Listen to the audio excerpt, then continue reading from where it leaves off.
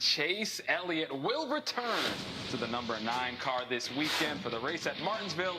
Elliott, who fractured his leg snowboarding in Colorado, was last on the track for the second race of the season, finishing runner-up on Fontana, while Chase tested on Tuesday afternoon and this morning in the Chevy simulator before deciding, folks, he is good to go. Approved, by the way, by NASCAR to have a waiver to remain championship eligible, so that is huge. Rick Hendrick releasing this statement following the news. We are looking forward to having Chase back in his race car to pick up where he left off. Since the injury, he's worked extremely hard and focused all his time and energy on returning to the number 9 team.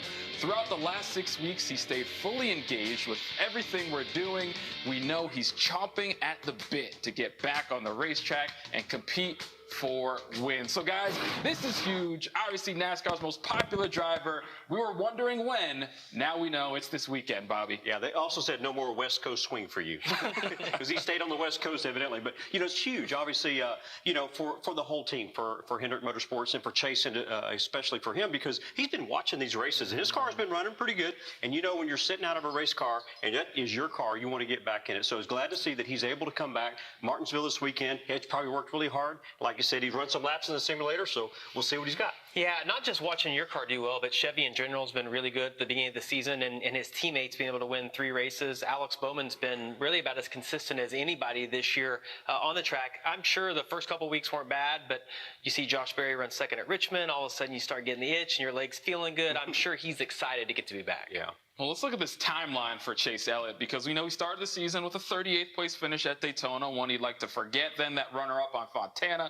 You're like, he's got something going, and then broke his leg snowboarding, had that surgery on March 3rd. Then he missed those 6 races from Vegas through the Bristol Dirt this past weekend, but he's making that return this Sunday, April 16th at Martinsville. So throughout that time, we know it's not just about him, it's about the team. You have no Chase Elliott for 6 races. Alan Gustafson, remember those 4 race suspensions for the crew chief. So how did that impact the timeline, Jamie, of this team? Well, it's been a hot mess, right? I mean, there was one point when his teammates got the 100-point suspension, or the suspension, that he was ahead of them and wasn't even racing. So it's been a little bit of a mess. But to get to have the whole group back, you know, he referenced that he'd been in the simulator a little bit, and I'm sure that behind the scenes he's been working on stuff and has been engaged, even though we haven't seen him. He was a part of our broadcast booth, which was great. But you know, he's been working behind the scenes, and I feel like getting in the car, it's not going to take that long for those guys to get back after it. Yeah, and I think about, you know, his recovery. I mean, you know, they said it was going to be around 6 weeks, and it's right there at it. And so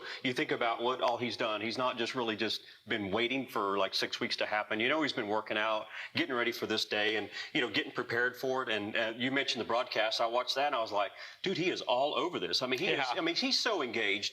And, you know, I know that he missed being out there in the race car. And the only thing he probably missed was the louver debacle and everything that went with it. So, and he's probably glad that he wasn't part of it. So now he's back, and hopefully they'll have all that behind him. I think it's also interesting in today's world, the drivers have so many tools. You know, if you went back 10 or 15 years ago, you don't have SMT data where you can see, you know, everything that's happening live during the races, the simulator, and even something as simple as iRacing, just to kind of get those visual cues and stay acclimated. That's a really big deal. So to me, being out makes it easier to come back now than what it would have been before. All right, guys, want to talk some more injuries?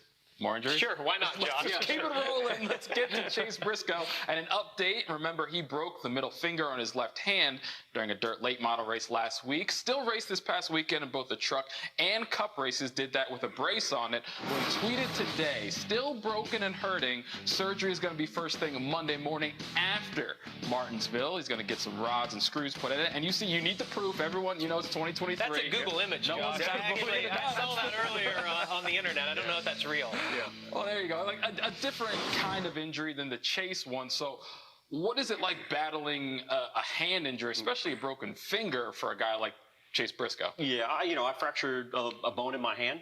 And I mean, it is difficult. Everything you touch, everything you do, you grab a steering wheel, you know, and for what he's doing, he's trying to grab that wheel as hard as he can. And I'm sure every vibration, everything he touches with it, I mean, that was a true fracture. I mean, you know, it's not one that needs to heal on its own. I just hope that fixing it actually feels better afterwards, instead of it might take a couple weeks. But, you know, you got to get it fixed, and he's got to do it on a Monday so he can be ready for the next weekend. Well, he said in his interview at Bristol after doing the truck heat race that it didn't really bother him as much as he thought. So I think that's a good sign. Being on your left hand, I would think would be better because you're shifting with your right hand, and that's more of an aggressive movement. And if he was okay at Bristol in the dirt, knowing how, I mean, they're just like swatting flies the whole time around the racetrack. To me, that would make it a little bit easier somewhere like Martinsville, where you're going to be much smoother on the wheel.